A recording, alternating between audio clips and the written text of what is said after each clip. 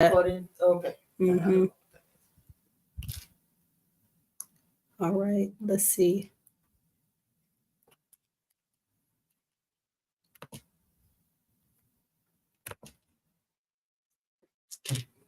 Let's see here. Give me two. Oh, oh, oh. That's on my page. That's just So we're testing you all. I know this is recording, but this is my first time using StreamYard. So I want to make sure that I'm doing the right thing. you want that.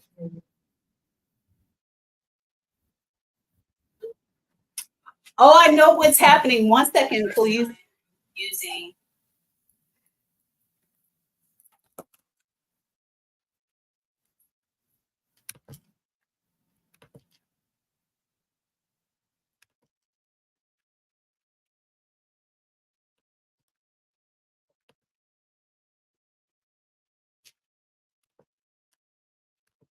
I'm back.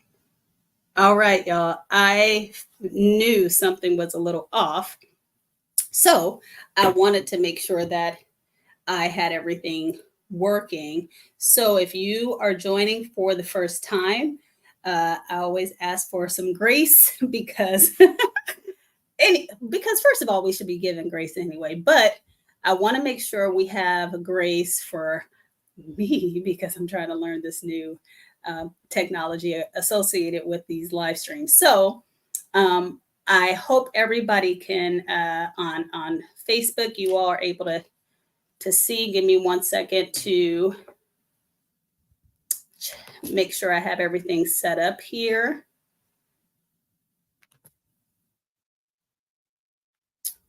All right.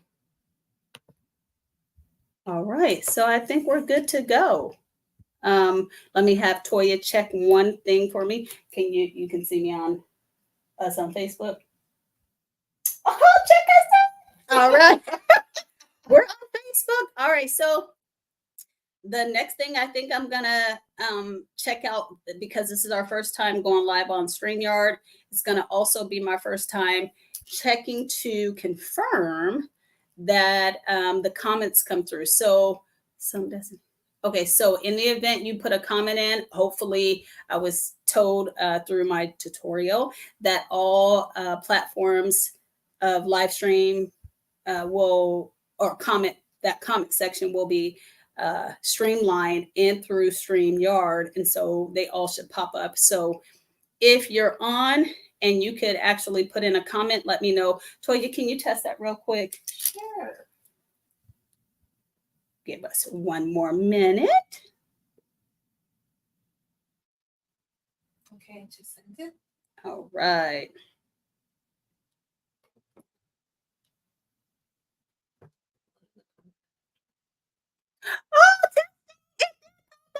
All right, now we can get this party started. Oh, listen, y'all, you have to, when you're doing things, especially when you know it is something that you are new at, it's important that we don't delay just because we don't know it, because sometimes you just learn as you go. And hopefully, the individuals that are actually supporting you and journeying with you, they will also tune in and they'll be good as well. So let's go ahead. I know we're about 4 minutes in, and I thank you in advance for your patience.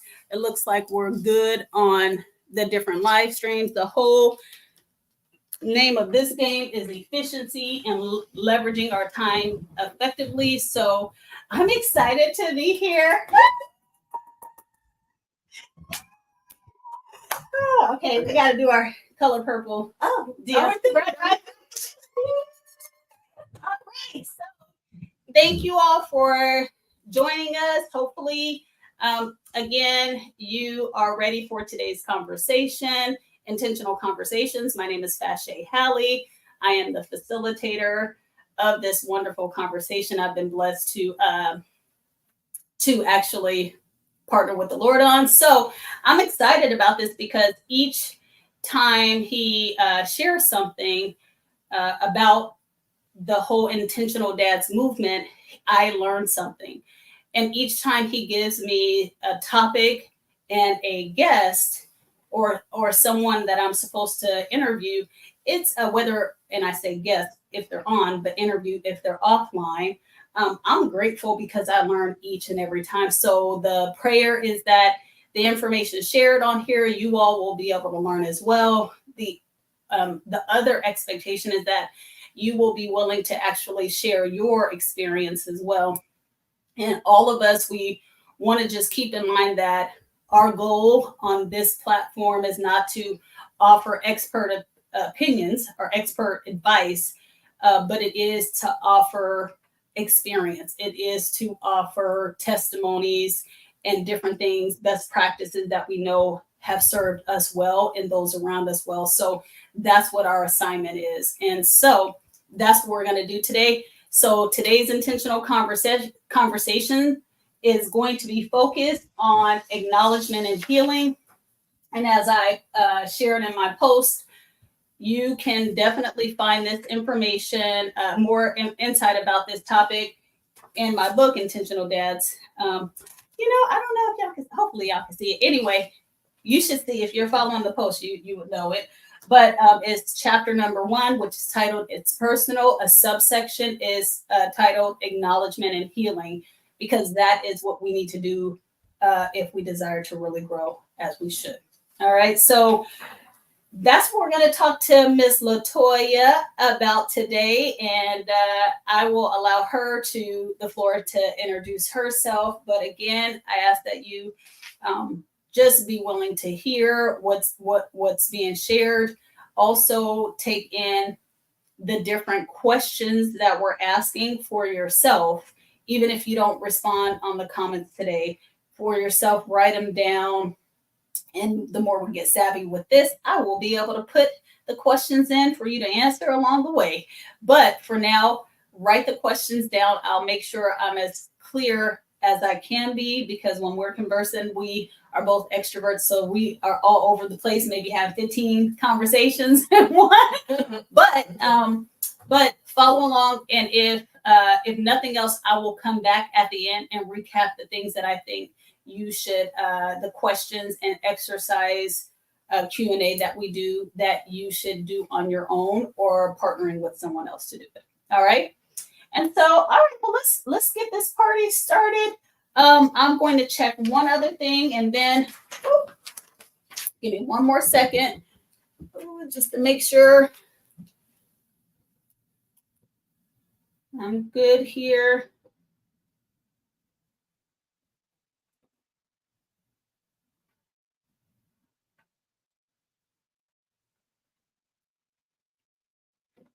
Now, let me see.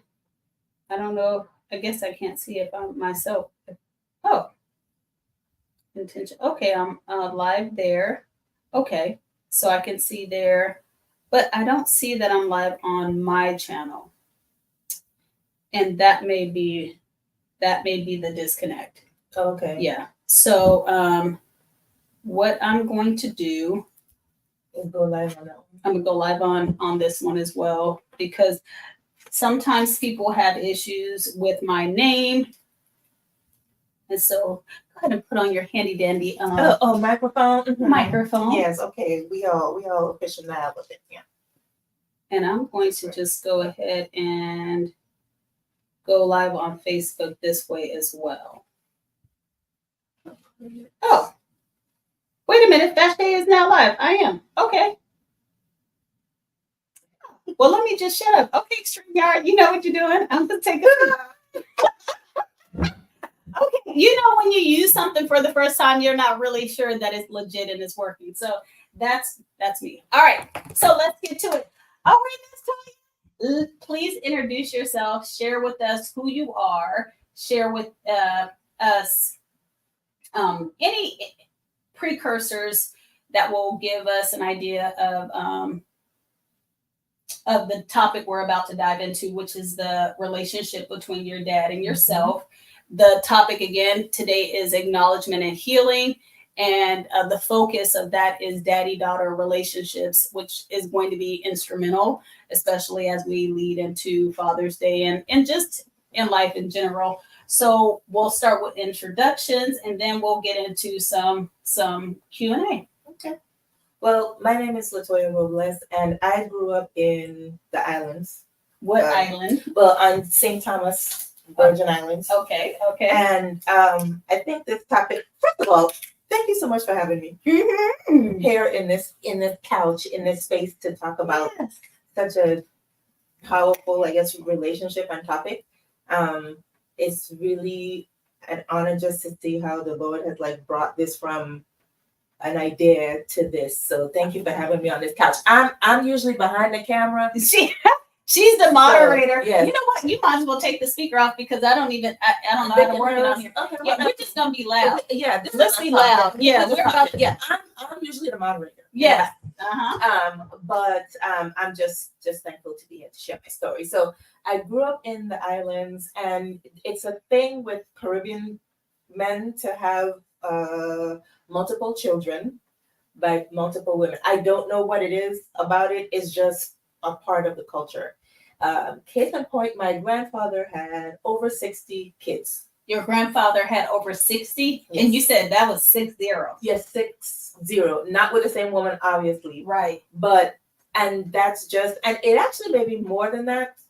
And so we're just gonna Stop there. just set the foundation as to what How the process is, or how the Yes. culture is.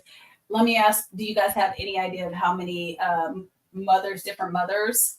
No. Okay. No, it's so many of us. There's so many Robles cousins and aunties and uncles running around. It's just a lot. Okay. And we don't even know the exact number really. It's just every time we go home, it's like, oh, that's my aunt. Okay, cool.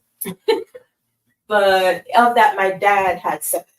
Okay. So of the 7, I'm the 3rd. And I'm going to try to explain this because I think it's going to help with the acknowledgement and the healing of the relationships of my siblings and of the moms of the 7. Okay, so you have 7 siblings. Well, there's 7 of us. Seven. Your dad has 7 children. Yes. And then multiple mothers of his children. Yes, 5. Five mothers of. Okay. Yes. Okay. So for my childhood growing up, I was close with my sister who's right before me. Mm-hmm. We're only 4 months apart. Okay. Side eye. Okay, there we go. That lets you know that right there. We're 4 months apart. And then so she and I, we were the same age, same grade. So she was very instrumental in my childhood. Okay. And then my dad got married and had 2 more children. So the 4 of us is kind of what my experience remembering. We have 2 others. They were like there, but they grew up in the States. Okay. So the first 4 of you are not necessarily the first 4 because we're staggered. staggered. Okay. Yes. So some of you are island.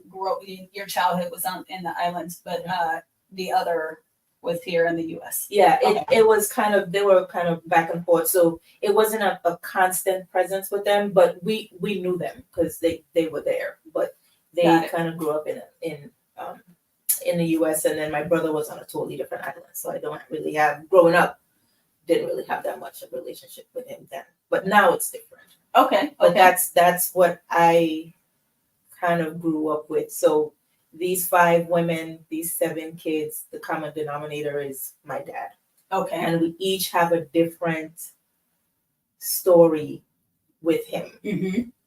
So that's kind of the foundation of what I'm going to be leaning on Wow. Today. Okay, so this is going to be exciting. This is because I know we talk, but sometimes in conversing, because we're conversing, we may go down one path and another, but hopefully today I'm sure I'll learn a lot of new things about you. Well, side note, I should just share this as well, that the introduction of Toya was all ordained as well. And I'm just sharing this because this is important for us to remember, because only God knew that we would be here. Is this 10 years or 11? 10 years. Mm-hmm. Only God knew that we would be here 10 years later. having this conversation, but it all started with me going to church. And I went to church here at not a popular church in our Black community, if you will, right? Mhm. I was going to church there because it had what I needed at the time, and I was serving at the front door. She also was new to Texas and was asking God, where should she go to church that Sunday? Now, this church I was at, it's a large church, so it has a multitude of doors, but she actually walked out of my door. And here's the thing, I was able to stop her because her hair was amazing, and it still is amazing. This was in the beginning, infancy of my new, my natural journey. My natural journey. So my hair was like this long, right? Because I had done the big chop. And I just stopped and I was like, hey, I love your hair. Your hair is so beautiful. Anyway, it was just that compliment. And then she shared a little bit about what she did as far as conditioner, and how her hair was growing because of the conditioner. Hence, I still don't have the conditioner. After 10 years, right? but my point is that we exchanged numbers, and from there we've been connected. So takeaway is give compliments and you'll gain and you'll get a friend for life. Yeah, for life, a sister. Yeah, for life. All right, so divinely connected. Come on with it. All right, so now that we understand your foundation of your relationship with your father, how many his family tree, if you will, from that came from him, his 7 children. He has 5 mothers. So those would be his co-parent partners, you know, depending on what that partnership looks like, that's what it is. And then you have different locations, geographical locations that you guys were in addition to different homes that you were raised in. So you have a lot of different dynamics that go into your story. And so what I'm going to ask you to do is really just, I want to back into it. So what we're going to do today, guys, is we're just going to go over first what the current dynamics of her relationship is with her father. So the daddy-daughter dynamic that you currently have. After that, we want to get into acknowledging some things that happened in the past, maybe youth, teenager, up until as recent as yesterday, whatever she wants to share. But we'll do what I call 4 H's, and we'll go over what those are when we get to that point. And then we'll conclude with really what's your future desire and hope for your relationship. So we'll just start again where we are, the past a little bit, and the future will come at the end. All right. Okay. So share with us a little bit about your current daddy-daughter relationship and dynamic with your father today. Now it's good. Like I just spoke to him maybe a couple hours ago. It's back to where it was when I was growing up. So it's like it was great, and then there was an event, and it was not so great. But now it's to me, I think it's back to where it was, and it's still kind of growing. We talk all the time, so I really appreciate where it is now, and that's because we had to go through some serious healing and acknowledgement of hurt that was done during a specific period to all of us, all of his kids. So does your father, is he here in the States? Does he live here, or is he in another? He is in he lives in Hilton Head. Okay. Oh, North Carolina. Oh, okay. You know. All right. So he's here. So would you say that your father now, even though you guys live in different states, you feel like he's still present in the way that you desire him to be now? Yes. And so if I heard you right, you said initially maybe you felt something similar, something happened that created a disconnect or a gap, and now you feel like you're getting back to what you guys used to have. And so do you think that, and we don't have to go too much into it, but it's up to you, but do you feel like your siblings feel the same, or do you feel like they, any of them feel like they have something good where he was present? And when I say present, emotionally, mentally, whatever you guys needed, then and then disconnected and now it's getting back to, or is it a different kind of dynamic with them? I think it's a different dynamic for all of us, and I think the boys, the sons, kind of took it. It's interesting to see the dynamic of how it happened. So growing up, my sister that's before me, the one that's 4 months, we was with our father every weekend. He was very intentional about that. Mm-hmm. He had us on the weekends, and he was very he was like the fun dad, right? Mm-hmm. He would take us fishing, and he kept us in sports. He kept us active.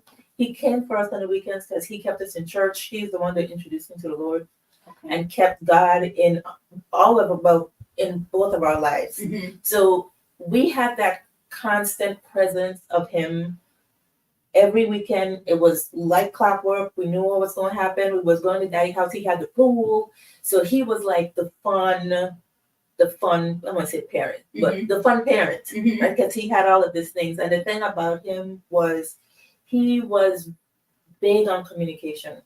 We could talk to him about anything, and he made that clear. He's like, if you have any topics you want to talk about, we can talk about it. He was my willing conduit into the male mind. Okay. Yes. Right. And he was very blunt and direct. Mm-hmm. But it was great to have that, because he was like, you don't have to go to anybody else. You could come to me. My accent is going to come out several times during this interview. So it was the two of us, Mm-hmm. and then later on he got married and had 2 children. Okay. So the 4 of us had that constant rotation of dad. Okay. My sister and I, we had him on the weekends, but then he got married. So my sister and my brother, it was the live-in family unit. So the dynamic of when he just did what he did, Mm-hmm. it impacted each of us differently. Right. By that time, I was in college, like it was my last year of high school and college. But my little brother and sister, it ended for them, really. So they took it in a way different way than we did. So if I hear you correctly, your older sister, is it sisters? Sister, one older sister. Okay. So, but you're the third, but I'm the third. Okay. Yeah. So there was another sibling that was a boy. Okay, the boy. Okay. So you and your older sister, you two had him present, actively and intentionally present in all aspects from the time you were young all the way until you were like high school, college. Mm-hmm.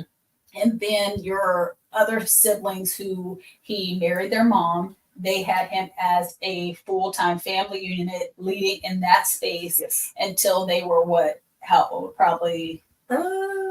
I don't remember. Okay. I don't remember, but it wasn't like they were 1 or 2. They were older. They were older. Okay, Yeah. so they were older. But so your bottom line is, because they had some recollection and a true experience, it impacted them in a completely different way. Okay. Yeah. Versus for me and my sister, and the 4 of us had that constant presence, right? Right. So they were more of a 100% family. Mm-hmm. We were on the weekends. Right. And I guess we could get to what happened when we get to the hurt. Yes. Yeah. No, we're gonna segue into that right now, actually. But I just wanted to make sure so the other older boy, you guys, there was no in your recollection, you don't know what the connection was and what his presence was for that your older brother. So my older brother and then the sister behind me, they have the same mom. Okay. So they were there, but I just remember them being like living off island. Okay. And then they would come like for the summers and we would all be together, and then they would go. So their impact or influence was a little different. So that, to your point, when you said earlier, your siblings, everybody has a different story, because really a lot of things were different, right? So from him being completely present with you all, even in the same geographical location, but just coming to pick you up on the weekend, you still had consistency and a comfort and a trust in that. Your so that was you and your older sister, and then you had your older brother and the fourth sibling, they had the same mother, but they were somewhere else. So their encounter with him was not local. It wasn't on the weekends, but it was a little more scarce and sporadic. And they have their own story, so they'll share Yes. that. And then your younger siblings had him present full time as a father, a family unit, a leader of the family, and then you had another brother who was on a different island. So Okay. his was, it Yes. really is like from like 100% down to like 10%. yes, It's to like 10, yes. Wow, Yeah. that and so okay, so yeah, because I want to also know. Let's get into what actually happened. Yeah. And that'll be and it's up to you. We can get into what happened first, and then transition to the 4-H's and go that way, or whatever what works for you. Which way? So I'm gonna just say what happened, and Yep. then we could kind of. Okay. Yep. Let's do that. So basically, what happened, to keep it short, was he just left. Yeah, that's basically So he like so how so did that work? right. How'd that work out? That's what I'm saying. So he was married, and then they got a divorce for their reasons. Okay. And then I was in college when this was going on, but basically he met someone else and left the island. Okay. He just left with another family to do, what life, and communication completely stopped. So how do you go from having this constant presence, this constant relationship, to just full on breaks, off grid, no communication at all? So and let me just share this real quick. You may when we may laugh at it because we have facial expressions, and I'm like, are you serious right now? He just left. Basically, he just left. Yeah. And I'm like, okay, hold on, clarify that. So I'm laughing because I'm like, are you serious right now? So yeah, so he just so you were maybe expecting you and your sister expected him to either pick you up on the weekends. Your other siblings possibly thought they were going to see him when they normally would see him. And then of course the house he lived in and who he was married with, they already had some experiences because they were going through divorce. So I'm sure they felt that. Yeah. So they were already divorced. Okay. Right. And this was maybe a couple years after, but he was still on the island, still with his kids. My sister and I, we were in college. Okay. So we weren't really there, but we would come home for the summer and everything. So as that one marriage ended, he met someone else, and then he just left. But I think the fact that you moved on and find love, that's great. Yes. But it's the just ending of the communication. Right. So we were able to talk to him and call him and stuff like that. I didn't have his number. I didn't know how to reach him. Really? It was so he didn't share anything with your mothers. He didn't say we anything? didn't know. All we knew was he was moving. I didn't know what state he was in, Texas actually, and I didn't know that until later on. The communication was just Now let me ask you something. This is just a thought. So because sometimes you hear stuff where the father will say, I didn't, even though it may have seemed like I just left, but I really did share this. I told your mom or whatever the case may be, and they didn't share this with you, whatever. Sometimes you find that out. Have you asked him why he didn't communicate? And did he confirm that he just left and he didn't tell anybody anything? So I know now why the communication stopped. Okay. And what had happened was after he moved, the first, I guess, couple of weeks he was there, his new wife, her daughter just jumped in a pool without any flotation devices, and he dove in to get her with his phone and everything in his pocket. And he said all of his contacts, everything was destroyed. Okay. I mean, whether he had the numbers memorized, I don't know. Because I was in college. I don't know. Right. I could only take what he told said. me happened. Uh-huh. But the fact that all communications stopped and he didn't know how to reach anyone because the internet wasn't. Then. Yeah, it Right. wasn't. Was Yeah. a thing. Yeah. So that's the story that he kind of told us. But okay. and it was years. It wasn't like a year. It was like years. So no letters, no Nothing. no even fly back to No. see and let y'all know I lost anything. I lost this, and I Mhm. need you to understand. I just didn't disappear. That didn't happen. Mm-mm. Okay. Now I don't know what dynamics was going on with his new House? wife Mhm. and what his house was. I don't know. Right. But for me, all I knew was my father just like left. Wow. So my younger sister, the one who had the she felt it. I mean, I was angry, like angry, and we were all angry. Mm-hmm. So when that happened, that kind of shifted like our relationship because we didn't have one.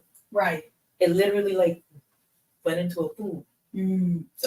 So just like everything was lost per his story, everything was lost. The whole relationship drowned too. Pretty much. Gone. Yeah. All right. 6 feet deep. Right.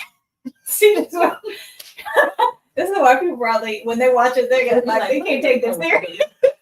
But sometimes when you have situations going on, when you're recalling them and you're talking through it, depending on what kind of energy and kind of vibe you like to have, you share it in the way you like to share it. Mm-hmm. And so that.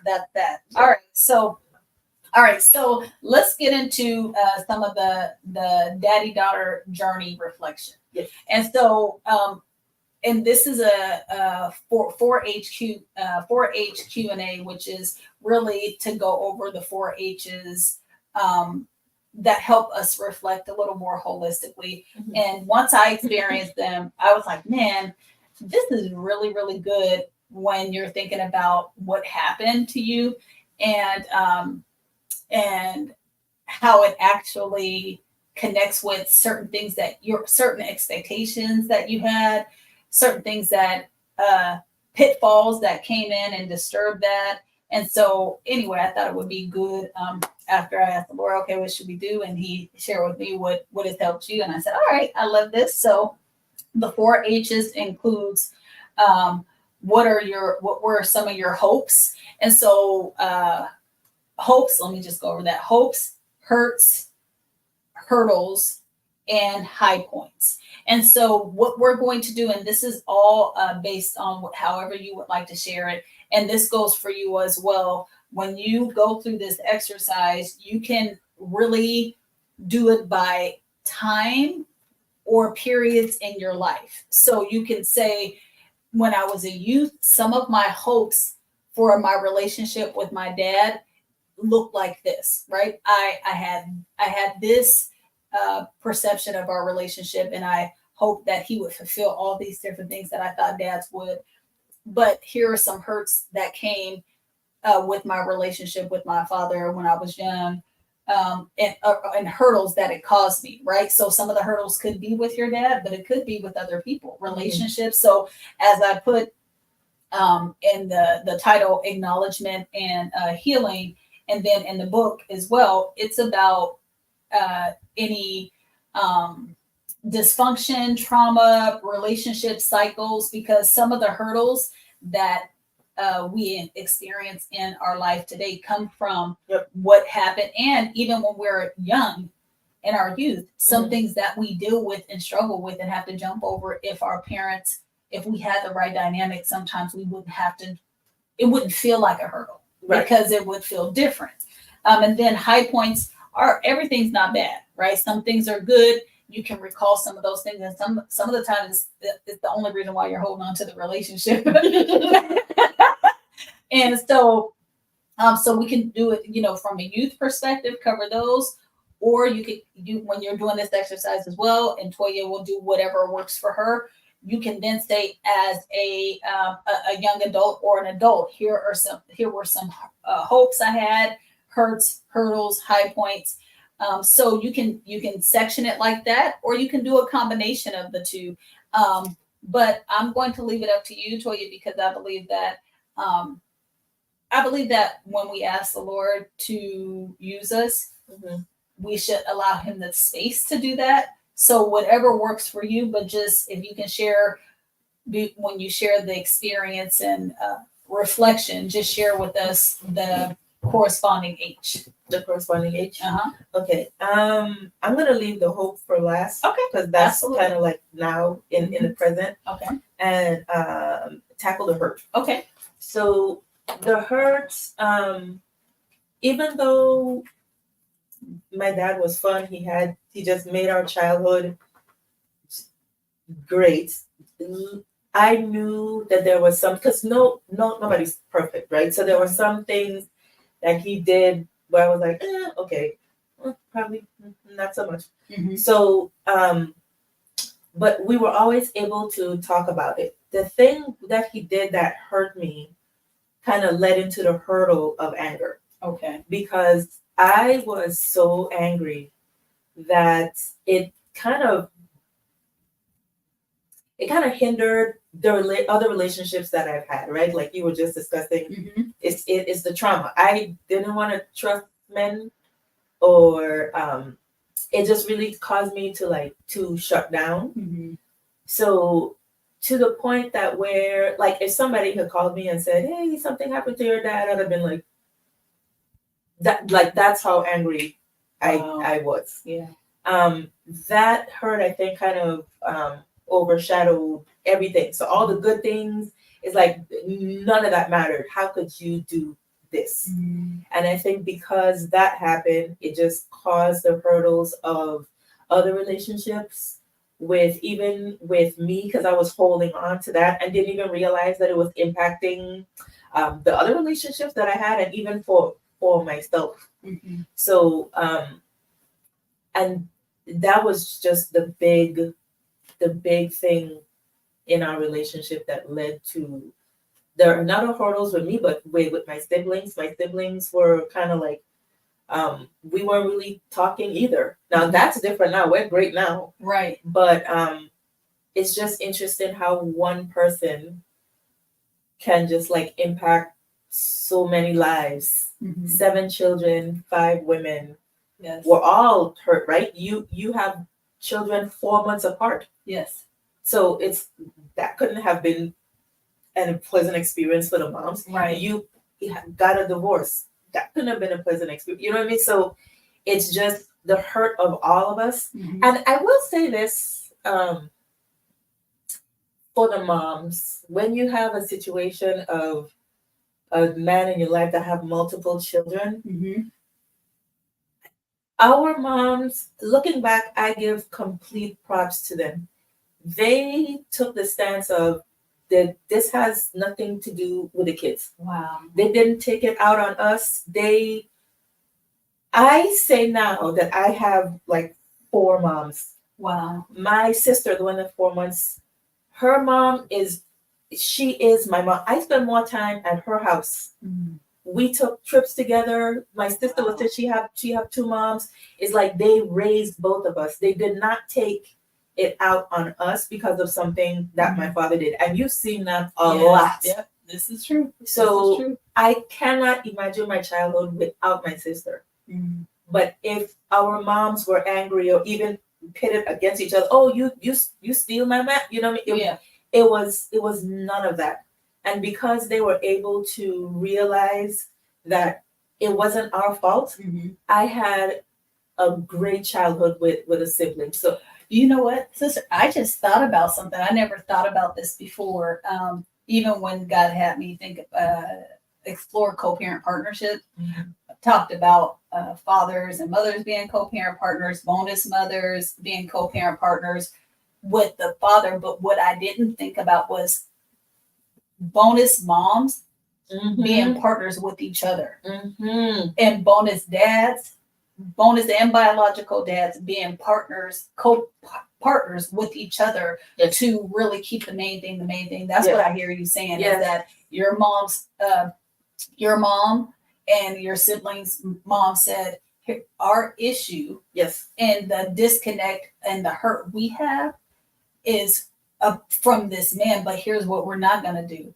We're not going to raise these girls to actually be a continuation of this whatever we're feeling because it causes dissension, and these girls should be together. Yes. And I think that you're right. That's commendable. And people, to your point, people will frown on it because they're like, "Oh, it's sister wives," use the language, sister, sister wives or whatever. But here's the thing: it's not about that. It's about making sure that you understand what life is here and what your responsibility as a parent and adult and an example. Yes. You have to be sister wives based on y'all can correct me, but sister wives are when y'all all together in the house and he's still acting a daggone fool and everybody's catering to them and we don't got time for that. Nobody got time for that. Anyway. But so that's such a good, I love that you pointed that out. I had to, because all of them, even the one that he married, that she embraced us like we're. So she calls all of us her kids. That to this day, it's just wonderful to see that they kept the main thing, and that was us. And because of them, I think is why all of the siblings now we have a group chat now. We be sending pictures. We're very invested and intentional and keeping each other updated. We're planning a reunion. Wow. So I think all of that couldn't have happened if the moms weren't like, okay, we're not going to take it out on these babies. Right. Yeah, you come, you mind, we're going to, you want to come? Like, that's how it was. Wow. And that also just, if we had more of that today, the blessing would be that you would have truly that village. Yes. Right. Instead of a very siloed perspective that I think permeates in our world today, which is I'm gonna take care of mine. What came out of mine, more self-centered, self-serving, but not really thinking about the kids need their other siblings. Sometimes it helps with their identity. Sometimes especially if the dad isn't there, right? It helps them with connection. It helps them in different ways. And if we as mothers, and this should not all be on us, I think we all can attest to that, but we'll talk about that also. But the reality is, if that is the case, the question is always, what can we do to serve our children well, right? Because the Lord gave them to us. It's not an ideal situation. And some of that means that what I can do well and what will serve them well is to actually keep my focus on them. I can't live my best life right now as it relates to dating in these streets, but I can do other things. Sometimes you may be able to date. You never know. I mean, it just really depends on what becomes a distractor to keeping the main thing, meaning this life that is completely dependent on you to do to help them grow, to nourish them, to give them their identity, to help them feel confident and secure. And if that is the responsibility of both parents, but the father, for whatever reason, is not there to execute his behalf, the kid then needs even more. And not that mother should become the father, but we know one thing for sure, there's no room to get distracted on your part, because if you get distracted on your part, not only are they missing the father, they're also missing what you can provide. And then the other co-parent partners, like other, the siblings, mothers and things of that nature. So that, man, wow. So, okay, keep going. So that was the main hurt. The main hurt for you was communication, and within the communication, he communicated with his presence. He communicated with his it sounds like his emotions, because he was tapped in. He communicated with his mental ability to actually convey messages to you guys. He communicated with you guys spiritually, because I heard you say that he actually cultivated a relationship with you and the Lord and your other sister. So it sounds like communication may have been his vehicle, but that was how he showed up. He showed his presence for you. And when that was cut off, all of those other pieces were cut off. So that was, the lifeline was gone. Yes. And he was very intentional about being present Mhm. He came for us. He was late most of the time, but we knew that he was Yeah. coming, and we were going to spend time. Time was his thing. Mhm. So yeah, so when even though I was in college, when I would go home, Daddy would be there. Yeah. But then he just left. So Mm. that hurt. So some of the hurdles you said with the relationships you had and things of that nature, and not trusting men, how did that show up for you? How did you come to realize that, oh my gosh, there's a connection, that there's something in me that's not trusting or not whatever, what manifested that made you make the connection that my father, that dynamic is impacting me in my relationships? It was actually talking with my other girl siblings Mm. that I realized it, because we were talking, like sisters do. So we were just like, oh, so I'm attracted to this, and this. And me and my youngest sister, what we realized was what we were attracted to was our father. Wow. We like him tall, we like him athletic, we like, my dad has a very like commanding presence. His voice is deep. He was very charismatic. So we were just talking one day, and I was like, we just described Daddy. But yeah, that's our first love, right? Mhm. Our father was the first experience we have of what love is from a man. Yes. So we watched how he treat women. We watched how he communicated. That's how we learned. Yes. So we're like, oh, so this is how a man is supposed to treat. And he was very. The thing about my dad was he told us one thing, but did something. But did something else. He was like, no, a man is supposed to open doors and be civil, and he was not. He did that, but there were some things that we did. He did, and we was like, okay, Daddy, like come on. Yeah. But I think in speaking with my sister, once we got older, we was like, oh my gosh, I don't really trust people. And that's where it kind of unfolded. And therapy is awesome. I'm a proponent for therapy. Me too. Yes, I'm here for it. But when I got older, and as recently, I was like, I need to go talk to someone. Mm-hmm. So just open up that and be like, okay, yeah. And that, even something else, something you said that made me think, which was you guys were describing certain characteristics, and you're like, oh my gosh, that's my dad. Mm-hmm. And then earlier you said that you realized there were certain things you didn't trust in guys. So how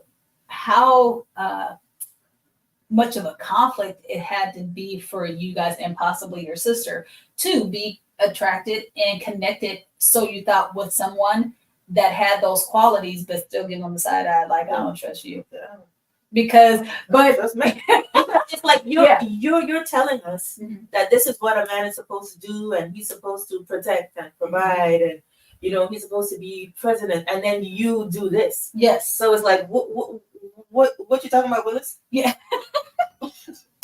What are we talking about? Right. But that's the thing, because I can in my head, when I process what you're saying, I can see, all right, I'm feeling this guy. He's amazing. I love his vibe. I love everything about him. But this time I just can't. I can't put my finger on it. Well, he's like my dad, and I got to keep my eye on him. What it was what my dad did kind of set it up for all men. Wow. Whether he aligned with the characteristics or not. It was like I always kept them like Wow. this, because at some point, because you could tell me all you want to tell me, but I know you're gonna do something different. Wow. So it was like, and I'll find a way to, sabotage or think the relationship. But yeah. Wow. So let me ask you. Okay, so what were some? So you kind of already integrated what some of the high points are. Yeah. So, but outside of communication, making sure he was present and showed up. He had moments where he was flawed, like all fathers are, but and mothers and children, everybody, all of us. But ultimately, were there any other high points that you can kind of think about that really made you really still desire that relationship with your father outside of just feeling like you were connected with him? Was there certain experiences, certain? The high points is because, and I was talking to him about this the other day. It was like, and I told him, because right now we talk about everything. I told him, I said, Dad, when I think about my childhood, I just remember it being fun. Despite what happened, I just remember it being fun. He made our childhood fun. Whether it was going, because we grew up in the islands, right? Yeah. So we would go get crabs or pick some fruits or just go for like rides in the country. He just made it fun, and I think he was always there. Let's go fishing. Let's go play volleyball. And he was over the volleyball league. We were at every game, and then we kind of grew up in sports. He kept us in sports. So I remember that. So I think when he called out of the blue one day, he called all of us. Wow, around the same time? Oh, he once he got all of our contact information and whatever the marriage that he was in, that dissolved, and he had his moment with the Lord, or he felt convicted, he called all of us and apologized to all of us. He was like, I know what I did. He acknowledged it. Yes. And he apologized, and he asked each and every one of us for forgiveness. Now, at separate times. At separate times, okay. yes. Okay. So he had an individual conversation with each and every one of us. Wow. Because he couldn't do a mass apology, because what I felt, my little sister, she had a completely different experience. Yes. So and I give him props for this. That could not have been an easy conversation to have 7 times. Yes. And who knows what the reaction was going to be. Right. So when he called and he genuinely apologized and asked for forgiveness, I had to forgive him. So one question I know that people would have would be, when you say genuinely, what made you feel like it was genuine when he called you? Because I know my dad. And I know the conversations that we've had. I know when we get into those topics and stuff like that. So when tissue. Oh, Oh, go ahead. Go. Ooh. 1 second. Honey, I'm gonna do one of these. I'm all prepared. Go ahead. Okay. 1 moment, please. Go ahead and sing my song, sister. Sing a song. Thank you. Well, let me look at the questions, see if we have any questions while we're doing that. Okay. Hi, Krista.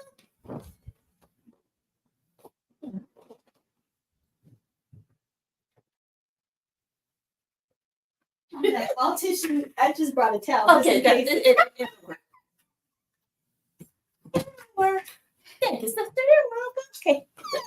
So yeah, so I knew it was genuine because I know we've had some very deep conversations, but the fact that he was acknowledging what he did and the hurt and everything, and he even was crying. I've never seen my dad cry. I didn't see my dad cry before that, but I knew that he was sorry, because he loves his kids. It's not that he didn't love us. It's just that we just had a season that wasn't great, and he could have kept the communication dark and be like, well, they probably ain't gonna forgive me anyway, so I'm gonna just go on with my life. Right. But he didn't do that. And how old were you when he reached out? I was early. It was either late 20s or early 30s. Really? At this point, so I was grown adult, like doing Things, doing life. So let me ask you this. So did you ask questions when he called you, kind of, if you can give a example, like perspective of what that looked like. So he called you, you answered, he said what he said, and what was your response? Do you remember? Well, I remember being like silent and not really saying anything because I was so mad. But it had to have been God just like convicting my heart. I didn't have the questions then. Mm. And I told him, I was like, yeah, I forgive you. Like one of those things. Right. But I was like, I have to go. Like, I remember cutting it off Mm-hmm. and crying, of course. Mm-hmm. And then I called my mom and I was like, Ma, Daddy just called me and apologized for everything. Like, I'm like talking to my mom. Mm-hmm. And my mom was like, well, what are you going to do? And I was like, I don't know. She was like, I'll tell you this. She was like, he did what he did, but at the end of the day, he's still your father. Mm-hmm. And she like, and you only have one. Mm-hmm. So it's up to you what you want to do with that. I said, shout out to my mom, man. Yeah. She never talked bad about him. She was like, I'm gonna leave it up to you. Mm-hmm. But he's still your father and you only have one. Mm-hmm. So I was like, okay. And I'm grateful that I forgave him. Mm-hmm. Because I had to make the decision of like, okay, do I want him in my life again? Mm-hmm. I have one father. Okay.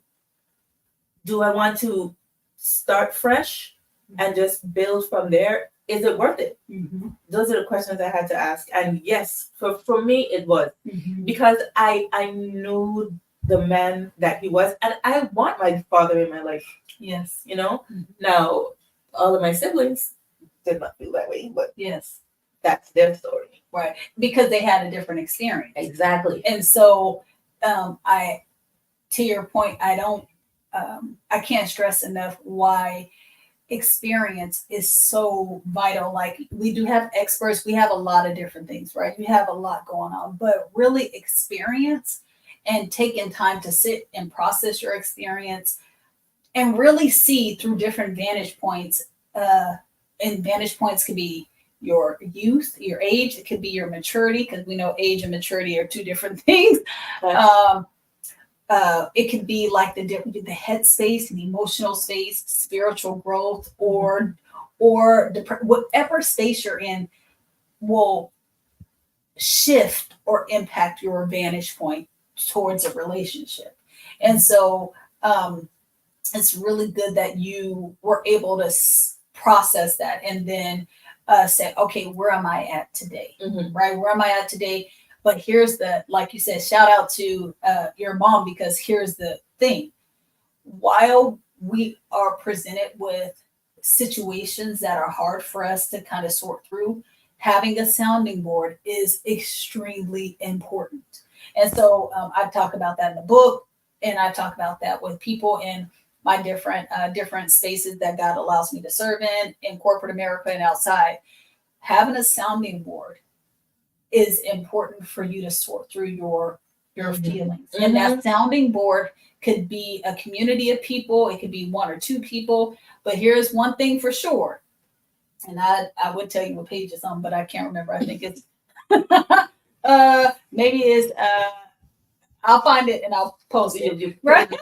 But here's the thing. You have to make sure that they can provide you with what you need and what you find and respect most. Personally, I need a person that's able to give me as much as they can a balance of compassion where they can relate, but they have to have a courage to correct me, to get me all the way together. I don't work well when people are like, oh Shay, yes, I agree. If you agree with me a lot, I know, shoot, you ain't telling me the truth. In my head, you probably could be telling me the truth. But the fact is, you had a mom that served as your sounding board. Mm-hmm. And she was able to, when you were like on the fence, she was able to say, here's the thing, I'm not going to give you the answer, but what I'm going to give you is some things to ponder. So when you have a sounding board, and when we're parents, and we talked about this before, when you move from authority to advisor, that's an opportunity for you to say, it's two things. Do you want me to help you sort through it so you can do something? Or do you need me to do something? Those are your questions. It's the same thing with the Lord. I don't want to preach to anybody, but the Lord is not going to oftentimes come in to your situation. I talked to, I used to tell my kids, the Lord's a gentleman. He's not gonna force himself on you. But he's not. He when we go to him, he said, okay, what you want to do? Because it's a partnership, right? Tell me what you want to do. I'm listening to you. I heard what you said. What you gonna do about it? And the amazing thing about that is it gives you an opportunity to actually figure out that you're equipped to do things. Yes. Right? So your mom, then you went to her because she provided an experience also for you in growing up that she could be trusted with that information, and she wouldn't cause extra conflict. Because I'm sure if your mom caused you extra conflict, you would not have called her first. I wouldn't. Right? If growing up she was always bad mouthing him or whatever, I wouldn't have gone to her with that. She'd have been like, well, you know what, I'm gonna tell you. Yeah. You know, but she kept it, so yeah. And so from staying in her lane is what we sometimes staying in her lane, which was my lane is this, and as your mom, and I know what my relationship is with you. My lane is not being your father, nor is it my responsibility. No, it's not, nor is it my responsibility to act like I know the dynamics of what that looks like. But what I do know is this, and she gave you some wisdom and said, work with it, work it out. I'm gonna go back to doing what I was doing. Okay, tell me how. Tell me how. No, I love even whatever we talk about when it comes to mothers and fathers and relationships. It's amazing if we allow ourselves to go through the whole process and the whole reflection of experience and feelings and things of that nature. You can see either why both moms and dads need to be present, or you can see, and you can see why it's damaging when they're not, and how it can cause confusion in all ways in how you make your decisions. So that was good. So so it sounds like you said, I forgive you with your mouth. And then you were like, all right, let me cut you off. Yeah, because I wanted to get out the phone. Like, I want to talk to you. Yeah. And like, you don't get everything right away. So you called him back, or he called you back? I called him back. Oh, okay. Yeah. So how was that? And I told him my experience, how your actions impacted me. And that was straight away. So you called him and you said, hey, Dad, thank you for calling me, whatever. Yeah. And then you went in. Yeah. So I didn't call him back that night. Okay. I spoke to my mom and she said whatever. I was like, well, I'm gonna go sleep on it. So then, but the conviction. But then I called because we were always able to communicate. Yes. So you went back to that foundation that he laid. Yes. Oh, good. And we had to start over, right? Yeah. Of course, because I'm like, bro, you've been missing. But now, looking back, now we tighter than ever. Yeah. Now, let me ask you one other question. When you called your dad back and you shared with him your experience, do you recall his responses to your experience? So he was pretty quiet on that one. He was probably taking it all in. Okay. Because people don't know how other people experience them. Right. Like, you think you're doing great, but somebody else. So this is how I experienced this. And he apologized again. And after that, we kind of slowly got back into things. I would call him and be like, you doing all right? Or, oh, let me tell you what happened today. We kind of like got back baby steps to where we were. Wow. That reminds me of something. Something happened to me in Seattle in January, and it's a term that I learned, and I just see it demonstrated in your story. I'm not going to go into the incident, but I'm going to tell you what I learned. It was a situation where something happened. Someone experienced me in a way that was different than I intended, but took the time to actually express their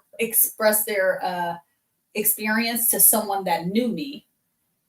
The person that knew me said, if you could please give me an opportunity to just bring Shay in. I know that what you're feeling, and you don't maybe know her like that. That's not what the intention was. We were able to converse. It was tough and turbulent in the conversation because those things can happen, and you can try to express. I share my experience and my assignment. Which, if God asks me to do something, I oftentimes I care more about what He tells me to do than sometimes how people experience it. But I don't. I'm not trying to be negative or mean, and so I try hard not to do that. But at the end of the day, you said something that was key. I can't say that that was what I did. The person didn't experience because the person didn't experience it in the way that I intended. I still had a responsibility to hear it and reconcile the disconnect. Right? I couldn't absolve myself of, oh well, you're bad. You just didn't experience it, right? And that again.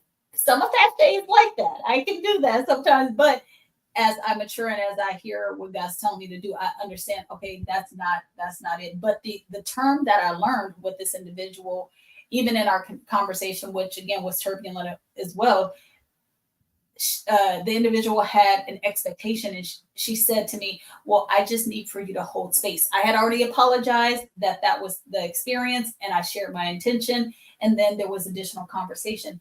And then she said, well, I just want you to hold space for me. I had no idea what that meant. I said, and I'm saying this, and I love this individual. I think she's a brilliant young lady as well. But when she said it, I didn't even know what she meant. So in my head, I was like, hold space?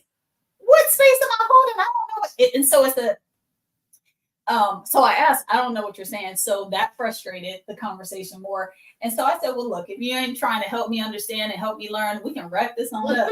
But she took the time, she invested the time to help me. And when she helped me understand that holding space for someone is allowing a space for someone to express what their experience is without being uncomfortable, without making the silence uncomfortable unnecessarily. We all know it's not comfortable to hear, but you don't have to fill it with words trying to say, well, this is, this, that. It also means allowing the person to really share things repeatedly that you probably are tired of hearing, or you don't understand, or you are challenged with. And all of those emotions may be because you are safeguarding your heart because you don't want to take ownership or whatever the case may be. So when someone asks you to hold space, oftentimes you go to say, I know I went to safeguard myself because I was like, you asked me to do something for you. I'm trying to explain, I'm trying to protect for it. But it taught me that, Shay, if you just back up from you and allow the space for them. Yeah. Then, and really truly hone in to what they're saying. Yes. And let them speak. And you don't have to keep saying, I'm sorry sometimes, unless they're asking for it or they're asking you a question. Listen long enough to then really discern or hear what they're saying. That's the space you're holding. And then when they articulate, perhaps doing that will allow them to articulate what they need from you. Sometimes we're so uncomfortable with the situation. Yeah, it's hard to do that. So I can only imagine for your father, he held space for you to allow you to express that. Now, some people can say, oh, he did it. But that doesn't matter. At that time, holding space for someone, that's so hard when you are the person, the villain in their story. Yes. You know what I mean? Yeah. And so you're wanting to explain. Sometimes you're wanting to give different perspectives. But sometimes that can make the person reject you because you're not hearing them. And or you may want, I want to apologize real quick. That can make the person feel like, what are you apologizing for? Are you saying sorry again? And I don't mean to bring a Sean Puffy Cone Diddy, but that's an example of someone that just gets on something, on a media, on a call or something, to share what they feel might help get rid of everything that's making them uncomfortable. unfortunately, he could really be genuinely sorry, although I doubt that because someone doesn't keep repeating things. I digress on that. Um, but when you end a statement, well, I'm not going to apologize to anybody in particular. I just want to say I'm sorry. Well, really, when someone says I'm sorry, you want it to be genuine. That's why I asked you the question, how did you know it was genuine? Because sometimes when you're sharing, they want you to hurry up and get it out so they can say I'm sorry real quick and say, okay, what are we doing next? Yeah. But your dad held the space for you, and he held the space for you in silence the first time, and you said, okay, gotta go. Yeah. Then when you came back, you said, hey, here's some things that I'm sure was hard for him to process. Not to mention you're one of 7. I don't even who had, like you said, had the process. You had to go through that 7 times. And just a man or an adult, I won't even say a man, but an adult's pride. Yes. To allow their child. And I think that's what it was. He laid all of that down. And in the conversation afterwards, because like I said, we had different reactions, and we talked about forgiveness, right? Just because you apologize, you acknowledged and you said, I'm sorry, that person doesn't have to accept your apology. Right. It's not but I apologize, so we should be good. I'm like, no. Right. They have every right, based on how they feel, their hurt, their trauma, what you did, right? Because actions and impact. You didn't intend to hurt me, but you did. Right. I have every right whether to accept your apology or not, and you can't force me. I think a lot of times people just like, okay, so do you forgive me? Like, can we just move on? Right. Like, no. And doesn't that kind of diminish, like, whatever you share? It kind of makes you feel like you didn't even hear. You didn't receive anything. Yeah. And just because I accept your apology doesn't necessarily mean things are going to go back 100%. Is like I may have a boundary up with you now. Absolutely. But I see a lot of times where people like apologize and then be like, okay, and I'm like, okay, but I don't have to accept your apology. Right. I'm sure. That's right. You left. Right. Right. And you have to be okay with that. You have to be okay with knowing that, like, this person may not accept my apology. Right. And this is something, like you said, the time, right, of I did this in the impact, right? You don't get the right to actually then create a time frame for the person. Yeah. So you, again, if it's hard for you, I'm sure approaching 7 adults now, right? Sharing with them what's happening. You've already processed this probably for 2 years, a year, so many different times. And you've worked yourself up, even between you and the Lord or whoever, your sounding boards, your counselors, whatever. Well, you don't know what's been going on in their life. And so when you then come to them and you are all at this spot of resolve and reconciliation, inspired by a reconciliation, and someone rejects you, that's a part of the process. Sometimes. Some, like 2 of you guys, 2 of his children may have said, great, Dad, I've been looking forward to a relationship. And he could be like, oh, I'm feeling it. Oh, they receive me. And then the other 4 would be like, you can kick rocks, or 5. You can kick rocks, sir. Like, but he could have also said, okay, at least I got 2. These 5 can kick rocks. Like, when I heard something about Brian McKnight said, oh, my other kids from my previous kids, they're not legit. Right? But these new kids I have by my new wife, because we did it the right way, they are promised kids. I'm like, dude, I'm gonna need for you to get yourself together. But the point was that your dad could have been, I'm sure, like you said, especially with boys, they can, because boys also are dealing with a different kind of thing, because girls, we need our dads for a myriad of different things. It's equally as boys do, but different, right? But boys sometimes, depending on what they went through, like, dude, why didn't you even see me in yourself? Why did you not show up?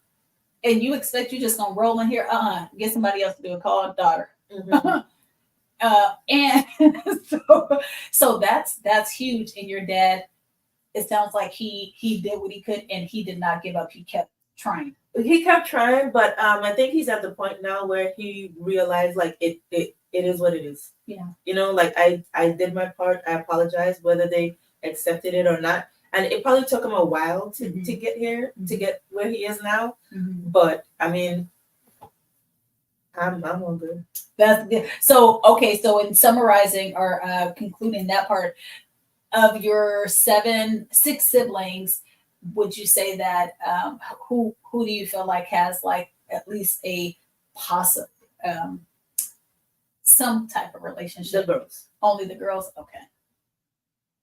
And so he's still I mean, still working on the guys, but it's so a difference. it's not like it's like not my father don't exist. It's just not the same. Yes. Because it's just Not the it's same. just the way it happened. Yeah. I mean, it's not like they wish harm to him. Like they kept updated through us with what's going on with him and stuff, and they'll be like, "Oh, tell Daddy Happy Birthday or Happy Father's Day." It's very like Yeah. you know. So their investment level is different. Yes. They're like, Yeah. that investment, I'm somewhere else right now. And so, wow. But the reality, sometimes guys can also see, well, Dad, you were invested for a long time somewhere else too. You know, and so I have the right. That's their journey. Yeah. Wow. The other thing, I don't know statistically, I need to pay attention to all these types of things, but statistically, I do know there was research done on dads, the impact of dads and moms on children, both boys and girls, and they said that the chemical in the brain of a child when they're with their father, the fun and the excitement, all of that, they get something out of that with their fathers that they do not get out of the relationship with their moms. It's just natural. Yeah. And they were talking about how the show I was watching was talking about how there is something even in fathers that change as well when they're around their children having fun. It is something chemically that's released in them. And so it's like a match that lights up, and it becomes something that's unique for them. When mothers, what they offer and what children offer to their moms when they're together is a nurturing type of, and so that's why it's so important for us to be present and have that exposure so we know what it looks like. So many of us that have gone through different things, traumatic moments, that haven't had the opportunity to experience that fun or the nurturing. Like we've said before, if you haven't done things to find out what that looks like or open yourself up to other avenues that could pour that into you, you may not feel like you can connect with someone on a intimate level, fun or nurturing, etc. So if you do have a child or you're a bonus parent, it's hard for you to connect because you can't give something you don't have. Right. But it doesn't release you from the responsibility of figuring out how to get it if you know it's something that is important. So anyhow, I'm excited. I'm happy you shared all of that because it gives perspective on just where you were, your family dynamics, what your father did, how you processed it, how your fathers processed it. And just one other thing that I would say, what do you think if you, and I know it's kind of going in the past, what do you think, how do you think it would have impacted you if you said, yeah, I'm not gonna forgive you, and you kept your distance, or you say, yeah, I forgave you, and then you really didn't invest because you forgave and then you started investing. That was effort. Yeah. And it was intentional. Do you feel like that would have impacted you if you just decided to release the relationship? You forgave him, but you are not going to invest anymore. Do you think that would have made you different than who you are today? I think so. I may have still have the whole not trauma towards men. Yeah. Because if I didn't truly, and I will say, like once I said that I was going to forgive him, like I let all I go. So if I was still was like, okay, I forgive you, have a good night, and Right. I really Right. didn't, I Uh-huh. still could have had all that with me. If I didn't forgive him Mhm. and have the relationship that I have now, who knows what my relationship with my siblings would have been like. Ooh, that's yeah. Because if the other three did and I didn't, Mhm. you know, there may have been like, okay, well, we like it may have felt Different. different. We may not have our full group chat now. Like we have a group chat now with all 7 of us. Wow. And where I love my siblings now. Everything is as it should be in this space. If I didn't, I would definitely say my life would have been different. Wow. Absolutely. Wow. That's and the one thing that is clear that your dad can be grateful for is that I believe that children are the fruit of their parents in some kind of way, and it may not be the biological parents that they're a fruit of. Sometimes it may be bonus, but the parents biological and bonus sometimes reap the benefits. So it's such a blessing to know that you guys have decided to turn your experience into something that serves you guys well, and as a unit and as individuals. And I'm sure whether your dad says it or not, he's proud of that. Like, I don't know how much credit, because sometimes he would be taking all credit, but but I'm grateful that some of his investments that he did make, and the fact that he came back and reclaimed to the best of his ability the relationship and reconciled it. I definitely commend him for that too, because there's a lot of men that we chapter 2 I talk about our thoughts on the current perspective about men and the reverence and the honor and the respect and admiration for fathers have left, again, because of the actions of fathers and people's experiences. But there are also a lot of men out there that are present. So how do we take time to actually highlight some of those things so that men that struggle in this area could be okay with using that blueprint? Or how do we circulate that? And then not only how do we shift it from within focusing on men, but how do we help the men see the fruit of when you do invest, flawed and all, there is still fruit. God can still work with that. Yes. And if he didn't introduce me to God, it might have been a complete so he was that was a good investment. So future. So that was acknowledgement. Let's talk about healing, which you kind of already shared a lot about, but the hope piece. So what are some hopes that you have for your daddy-daughter relationship now? I just hope that we continue to just grow and discover new things and just continue to just build on what we already have. And my hope is for my siblings. Like, I hope that one day all of us will just like completely just like let that go and just we could all just be, I mean, it's not like we're broken, but we could be so much further along. You know what I mean? So that's my hope, is that one day we will just have like complete just forgiveness of it.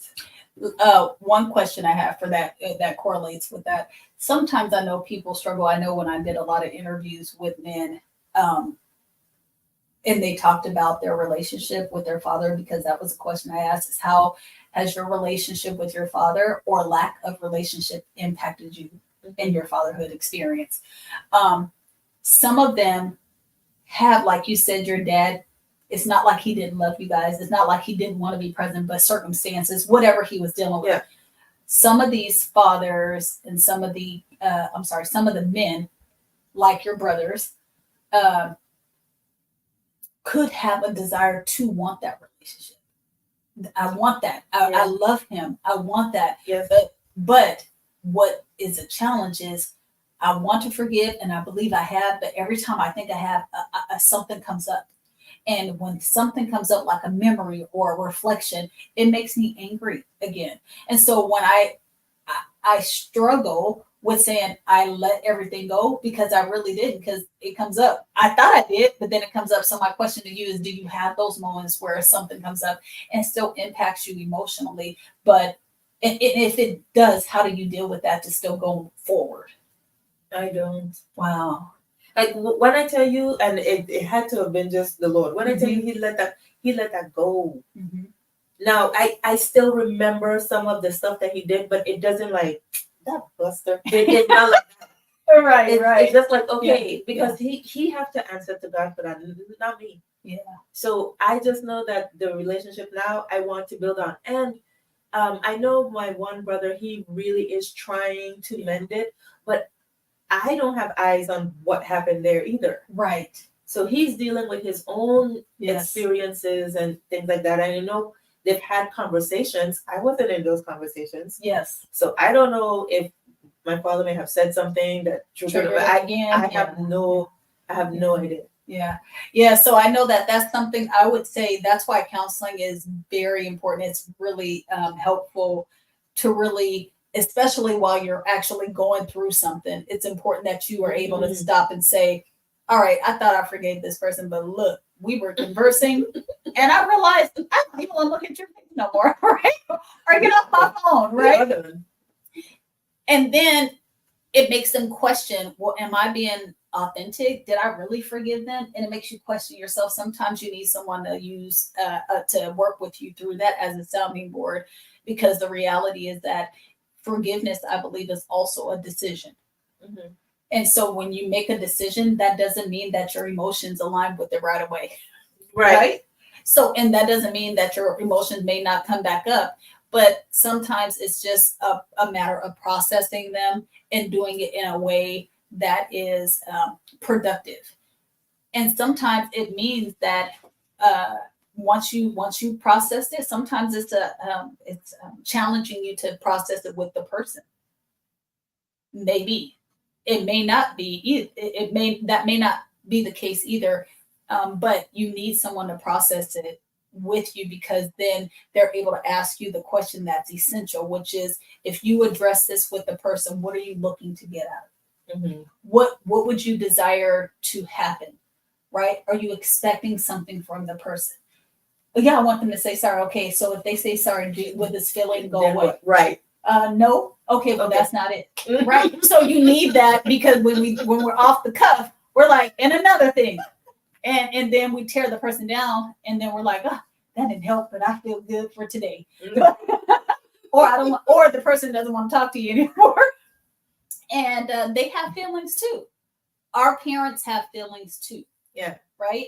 And I think it's wise for us to consider those things as well, their feelings. Yeah. And I love the fact that you acknowledge the fact that it was not easy. I love the fact that you acknowledged, even reflecting back, your mom and your bonus moms that you had and your siblings, because it all is about really reflecting and then saying, I can write this narrative that I have from my past. Some things weren't good, but I can write this narrative and I can say, this is what this is. And I feel like you've done that. Anyway, you inspire me all the time. So yeah. I mean, I'm I'm older now, so I know, like, my dad, he had us when he was still not a kid. He wasn't like 12 or nothing. Yeah. But it was like, there's no parenting handbook. He did the best he could. When you're in your 20s, it's like, so, I mean, I see that now. When I was in it, I was like, sorry, you are tripping. Well, and I'm an advocate. I always say this as well. If someone, my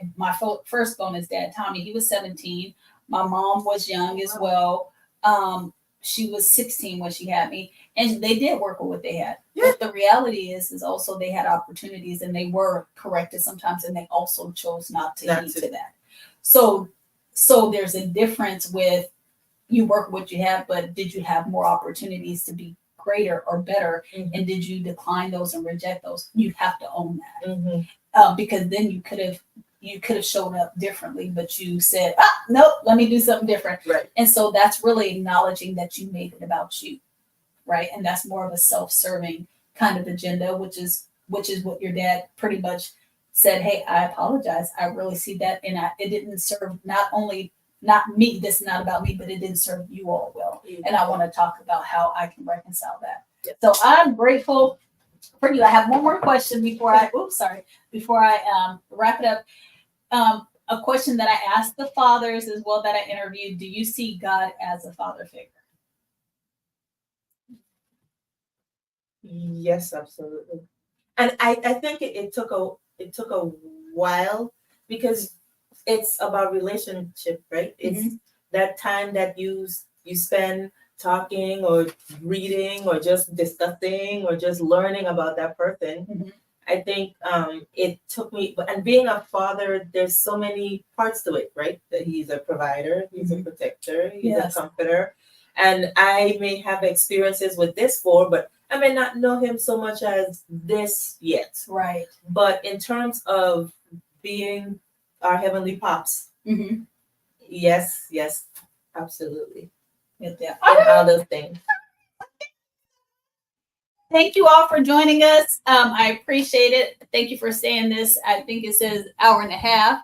That's an investment of time. And so this is going to, you're going to have good returns on your investment. Let me say that.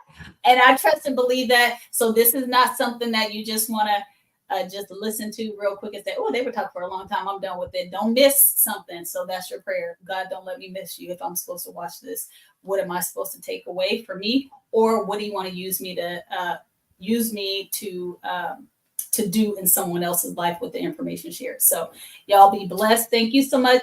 And leave your comments and I'll do better this week. Responding. All right. Y'all have a blessed one. Thank you so much. Bye.